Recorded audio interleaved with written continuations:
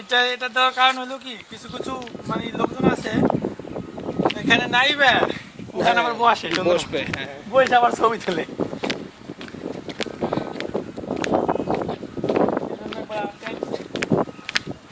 তখন ওদের উপরে যারা কেউ না যেতে পারে সেজন্য কাটা কাটা দেওয়া আছে ওরে বাপরে।